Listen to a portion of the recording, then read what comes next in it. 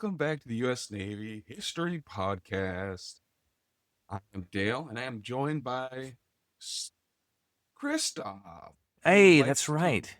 who likes to make fun by pretending he's frozen in the recording. That's true. I do like to do. I just did that. So, ladies and gentlemen of the audience, I just tried to do that. But you'll be pleased to know that Captain Dale is so sharp and astute that he caught it right away. He's like, "This is nonsense." And It was complete nonsense. yes, but Oh, hey, you got to have fun every so often. So let's continue to do that. okay. Uh, I mean, as much fun as you can with World War One. Yeah, it's much more fun for us than it was for them. Yeah, I don't think there was a greater understatement. All right. So we were talking about the Balkans theater, and we were going to jump into the Montenegrin campaign. So, ready to get underway? Yes, sir. Let's do it. All right. So this campaign was actually both on the eastern and western front. So on the eastern front part, they had the Army Corps, the 8th Army Corps, pursuing the Montenegrin Expeditionary Army as they were withdrawing. And these corps had two tasks. One was to just bind them. And they used the 62nd 53rd Infantry Division to do this. The second one was to pass their wing to converge with the X, so what, 19th Corps at Podgorica. So the 62nd and 53rd Infantry Division enters Montenegro on January 1916 from the northeast and advance along the river towards Peljevla, and where they are stopped by the Montenegrins in the Battle of Dale, uh well this is so apologies. You're doing great, and I'm so glad I'm not having to say any of that because that sounds super challenging. it is super challenging and probably super incorrect, You know what? That brings reassurance to the audience and me. So I'm like, okay, yeah. which you just destroyed. No, no, no. I'm just jumping in and saying, I'm glad I'm not having to say that. But this is supposed to be a vote of confidence. So please take it as in the spirit of which it's intended. So at the same time, the 10th and 18th Mountain Brigades advanced from Novi Pazar and took on the city of Bahrain on January 10th. The 205th and 9th Mountain Brigade advanced westwards from Pristina to Pek and Bileka, while the 57th Infantry Division advanced from Priz. Let's jump over to the western front. The Mount Lofsen was the key defensive position of the Montenegrin army, who defended it from a citadel with two-thirds of its forces. That's pretty good. The Austrian-Hungarians, who were under a Croatian general, Stjepan Sarkotic, he gathered large amounts of heavy artillery in Kotor. And were also supported by ship's artillery from the Austro-Hungarian Navy. On January 8th, they attacked with a massive artillery bombardment. Now, of course, as we already know, the Montenegrins lacked pretty much any and all supplies. Right. And this is winter. Like, Yeah. this is a rough time to be attacked. Yeah. So 3 days later, the mountain was in Austria. Hmm. Two independent brigades under a Field Marshal Lieutenant Braun advanced towards Nixon, which covered the left flank and threatened off the Montenegrins from the northeast. By January 13th, the vanguard of the Austrian army reached the capital, Settengy, while Braun had encountered very stiff resistance. He was going after 2/3 of their entire army. Right. Advanced only 10 kilometers. So at the end of all this, armistice was negotiated on January 13th after the fall of Cap. The Seemed to king of happen. Montenegro. Huh? That seemed to happen very quickly. I mean, relatively speaking. That's what happens when you have no supplies and you're Yeah. surrounded. The king of Montenegro, who was, I'm guessing Jeff. it is not Jeff. It's actually Nicholas, Oh, right. the first of his name. Oh, No, he's Nicholas the First. right. Nicholas the First. Nicholas the First. Yeah. I'm just putting that in my memory bank for when you ask me next time. Nicholas the First, king of. Yeah. So old King Nick, he first refused the terms because they were very harsh, Hmm. and then fled to Albania, then to Italy on January 19th. From there, he issued an order to his general Janko and demanded that the army continue to fight. I'm not there, but you keep fighting. Then he was like, okay, and then after that, you can go ahead and retreat with the Serbs to Albania and Corfu.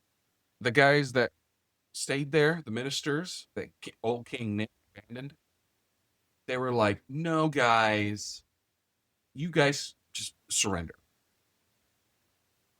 Don't keep fighting. Just lay down your arms. That seems So like a good move. As you mentioned before, surrounded and out of supplies. So, I mean, they saved lives. Not sure how many, because, prisoner conditions were not the best either. But so on March 1st, a provisional military government was established under Victor Weber Elder von Wendigo, then replaced by Heinrich Clem Martin on July 10th, who stayed there until the end of the war. So after that was established, the troops from the 3rd Austrian-Hungarian Army occupied the rest of Montenegro, invaded Albania. They were neutral at this point. That there were Serbs fleeing into Albania when we were talking about the Serbian front, and I think it was because they were neutral. And so there were a ton of refugees and everything. And I can see why Austria-Hungary would do that because they're on a roll. Like, this had to really boost their confidence. Yes, Albania was neutral You have to wonder why they chose to invade them. because that's where the Serbian army had evacuated. Well, I'm sure there will be no consequences for invading a neutral power. Oh, no, there's never consequences. We're just after those guys. It's not you, it's them. We'll get more into Albania very, very soon. Okay. Let's talk about Albania right now. All right, that was you promise, you deliver. That's the kind of integrity that this podcast offers. Well, I mean, you're just so curious about it. Why not talk about it? I am, because it's like, okay, that seems like a bet. Okay, I know that the big one is when Germany goes through Belgium to get to France, and Belgium isn't involved at all, and they're neutral. But Germany's like, no, we're just passing through with our entire army, the Schlieffen Plan, and that caused all kinds of problems. So I'm curious what problems this will cause as Austria-Hungary goes into Albania. Never thought I'd hear myself say that out loud. Well, then let's talk. So the first thing you need to know that Albania was actually very, very new. already actually only been created a few years before World War One. This was in the aftermath of the Balkan Wars. Serbia, Montenegro, and Greece all occupied and claimed parts of Albania. It was decided that William of Wee, who was a German prince, would become leader of a principality, was Albania. Wow. It was established on February 21st, 1914. And Prince William arrived there in his provisional capital of Durrës on March 7th with his royal family. Of course. The southern part of the country, or Epirote, had a very large Greek population, and they were not happy of being told that they were now Albanians when their Greek soldiers left. And they rose up against William. But that was solved by all the great powers around them saying, stop. Nice. So they entered negotiations on the island of Corfu. On May 17th, Albanian and Epirote representatives signed an agreement known as the Protocol of Corfu. Under these terms, Epirote would acquire communist existence, but still under the sovereignty of Prince, or inside the country, King William. This was ratified by the great powers at Athens on June 18th, and then by the Albanians government on 3rd. That's interesting that the leader was a German prince. I would have anticipated that because of that relationship, they would have sided with Germany. But it's curious that they stayed neutral. All right, so just 1 month after this was signed, World War One breaks out. Oh, man. Of course, this throws Albania in a disarray. Prince Williams has a brief and turbulent reign. Immediately after he arrives, revolts of Muslims broke out in central Albania against his chief minister and against foreign domination, while Greece encouraged the formation of the rebels in the southern part of the country. And the whole treaty thing happens. When the war starts, more problems for Prince William start, because Austria-Hungary demands that he sends Albanian soldiers to fight with them. What? Mm-hmm. He refused because he's like, the Treaty of London says that we're neutral. So they cut off his funding. Mm-hmm. I can see that. Tribal chiefs and warlords started taking control of central and northern Albania. And Greeks, the Greek people who signed the Protocol of Corfu, they were like, guess what? Just kidding. Oh, And gosh. take it back over. Come on. So Prince William was like, out. And September 3rd, he was gonzo. Wow, that is very brief. So a Greek unit launches an attack on the Albanian garrison without even asking first. Rude. Mm-hmm. And they managed to capture the citadel for a few days. So, I mean, this is like turning into more of a civil war. Yeah. Or just like competing interests tearing it up. And then, yeah, continue. I want to see where this goes. And Albanian troops who were loyal to the first cabinet, who were still loyal to the cabinet of Albania, they started small scale operations to try to quell this civil war. Yeah, I guess we're calling it a civil war now. Yeah, we can go ahead and go into that territory.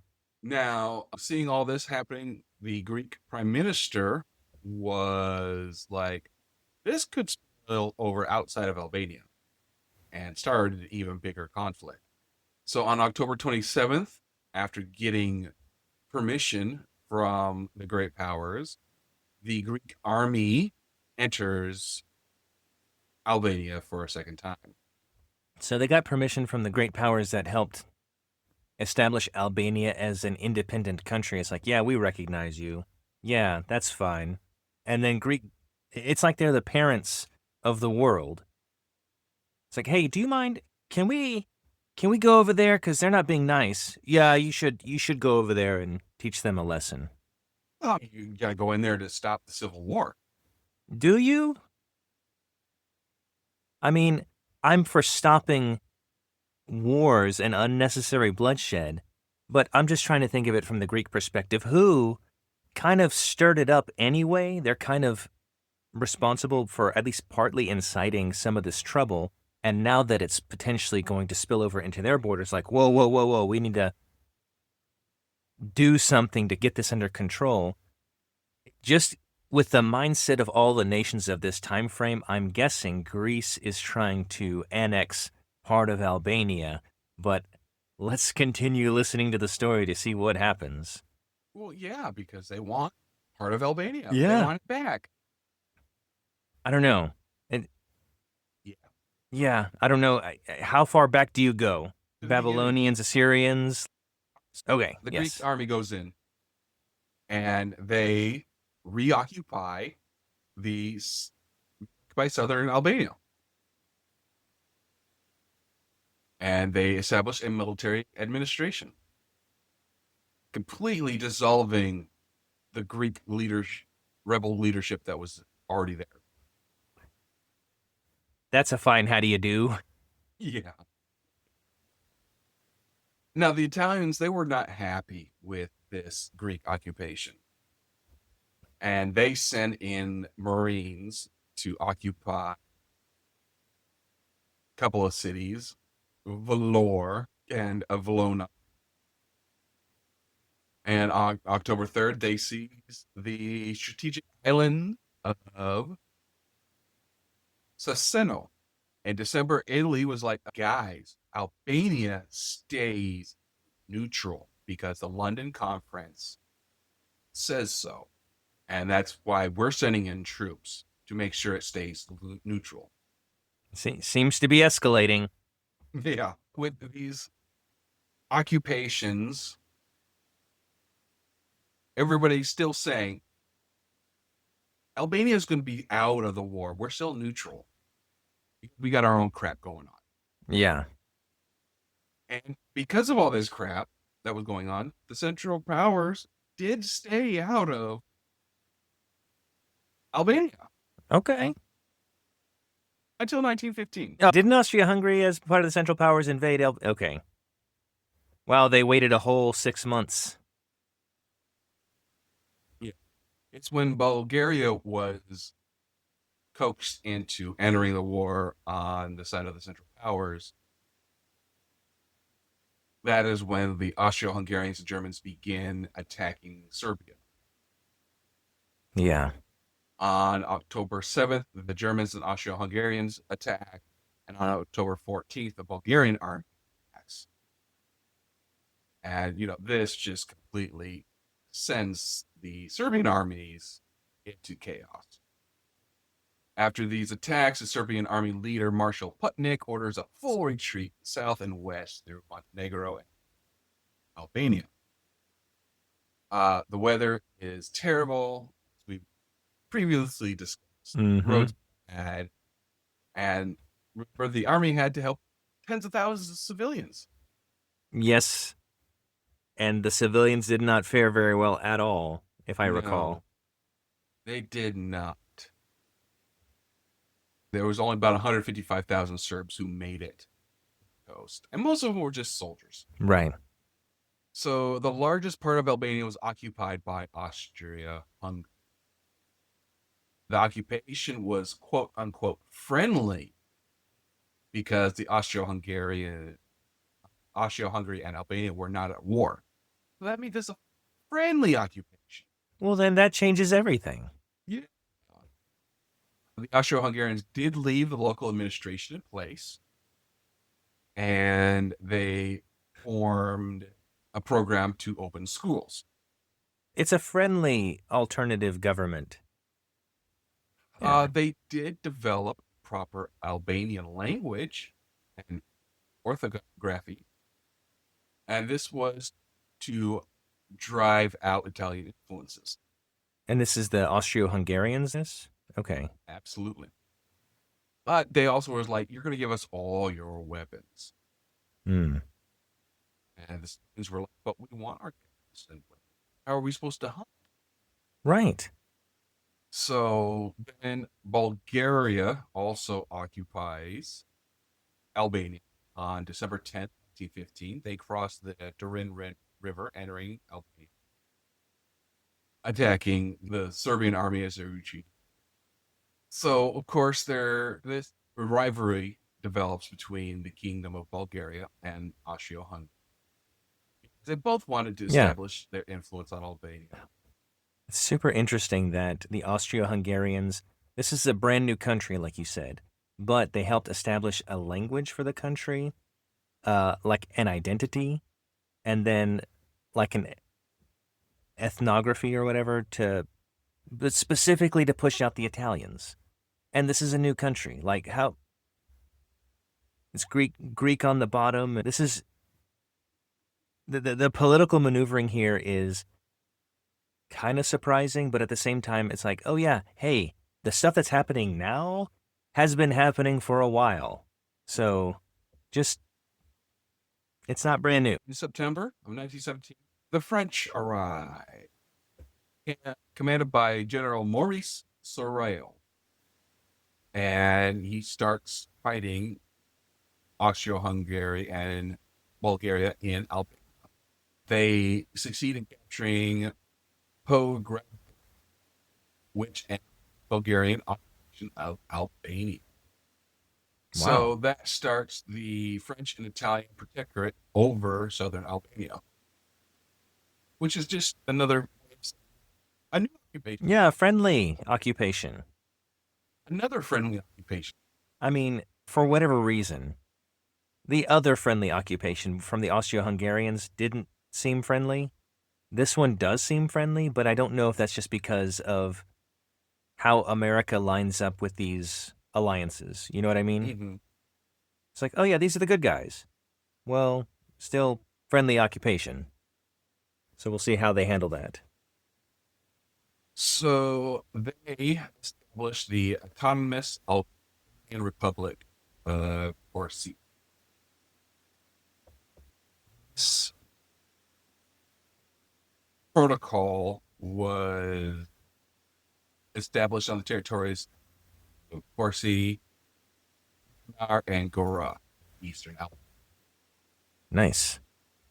A couple days later, Italy asked for some explanations. They got explaining because this autonomous Albanian Republic violated the Treaty of London. Who violated it? By establishing the autonomous Albanian Republic. Oh, okay. Yeah, I guess that makes sense. I mean, if Austria-Hungary would have, yeah.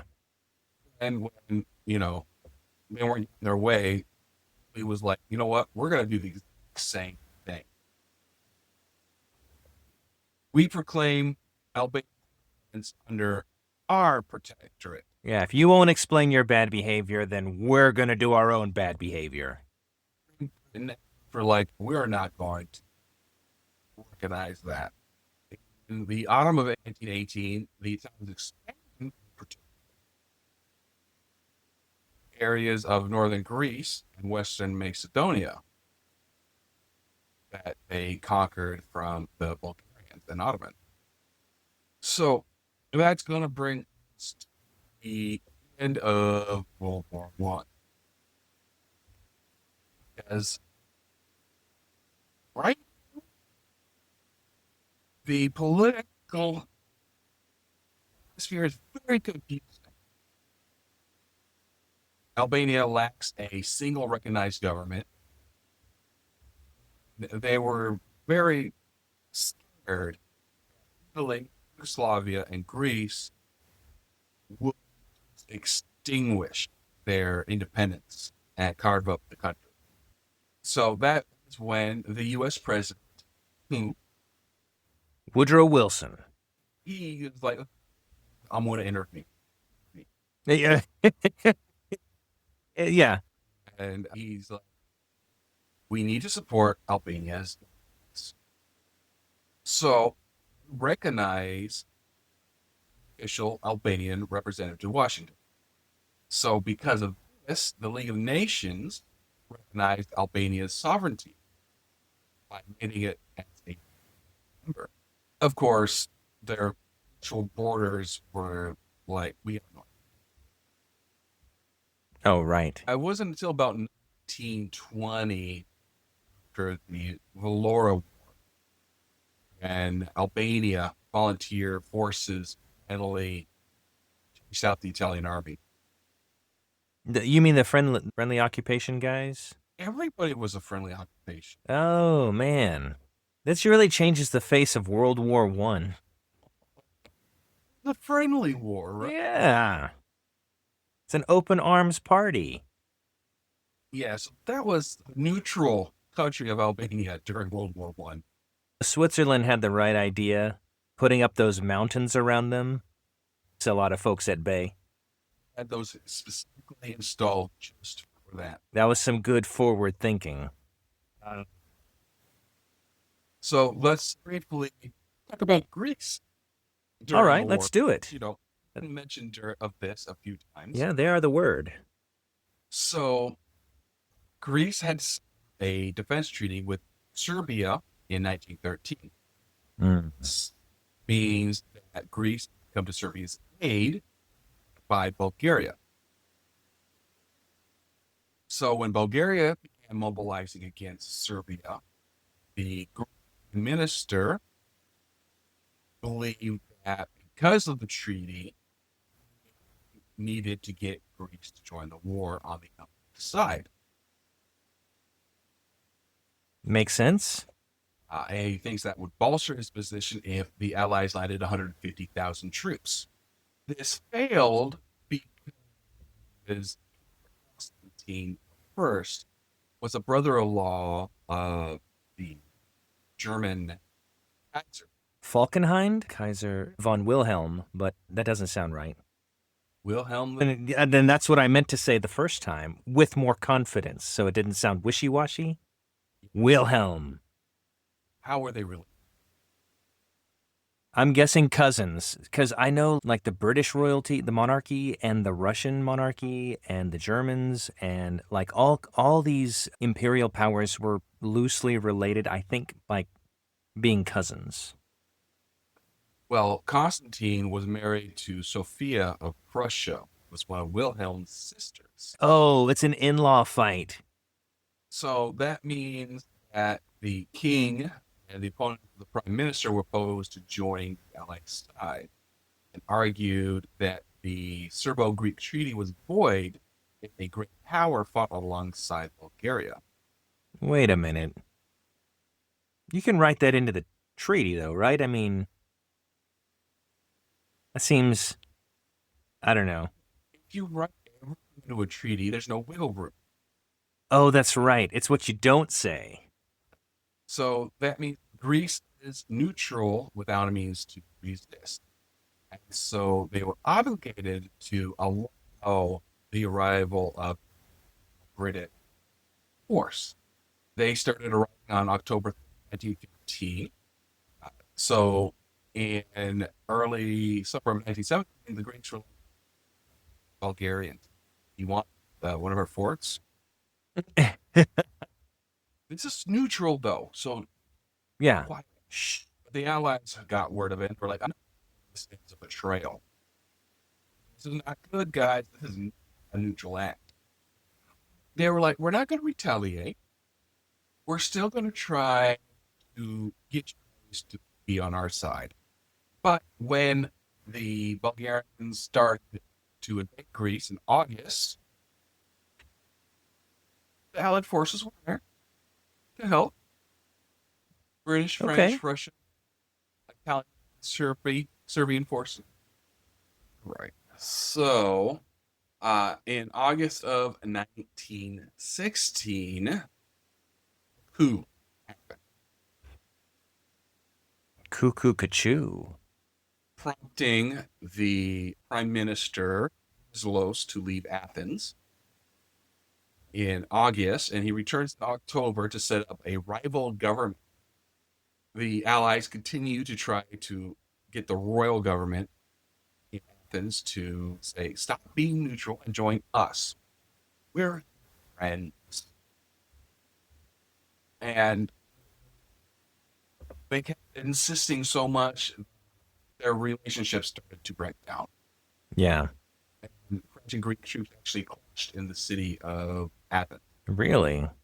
The French were largely successful in disarming the army, retreated, and navy was impounded. Impounded. Yeah. And then manned by French crews. Now that's embarrassing. King Constantine was very friendly to the Russian Tsar and enjoyed relationship until that happened. Yeah. Poor Nicholas II. Though, right? Related? Everybody's related. Okay. Constantine was thrown in June of 1917. His second son took the throne as king. Who was his Jeff II. son? Oh, Alexander. Oh. Are you sure? Oh, pause. Okay. I'll trust you this time. But Alexander was not a good choice because then the prime minister assumed control of the entire country. Whoa. And his political opponents were exiled to France. That's a power move. Greece officially declares war on June 1917 against the Central Powers. Okay. That was a long road to get there. Mm-hmm. So the Macedonian front's mostly stable throughout the entire war. Bulgaria had occupied Thrace in northern Greece from the Allies before Germany. I mean, before Greece was able to enter. Of 1918, forces under a French general attacked the Bulgarian forces, and this was the first major involvement of forces in the war. And the other forces, they don't like, we need to increase our offensiveness from Greece. They go in and occupy Serbia. Of course. That's what all the cool kids are doing.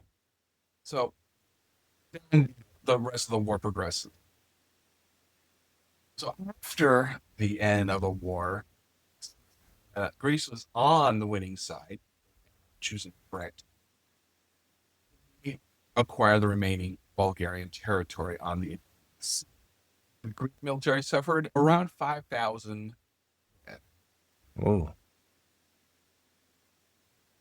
So that was Greece during the World War One in the Balkans.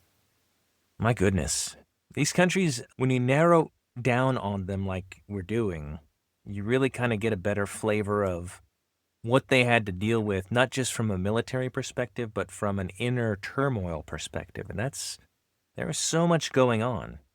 And we haven't even touched like the major powers. Well, we are going to start on the Western Front. All right. And of course, uphill front. Oh, yes. So, but that will be for next. Cool. We're going to end here. We're going to honor one of our fallen angels with the help of cards. And today we're going to honor Captain John H. Zimmerly Jr. His hometown was Atlanta, Georgia. He served the U.S. Air Force 730th Bomber Squadron, 456th Bomber Wing. He received the Air Medal, Purple, and Purple Heart. His birthplace was March 22nd, 1952. Missing action near Dong, North. Officially presumed on February 28th, 1949. Golly. Air Force Captain John H. Zimmerly Jr. served his country as a bombardier/navigator in World War II war. During his tour of duty in World War II, Zimmerly's bomber was brought over the Adriatic Sea. He was plucked from the water by a rescue ship, presumed dead.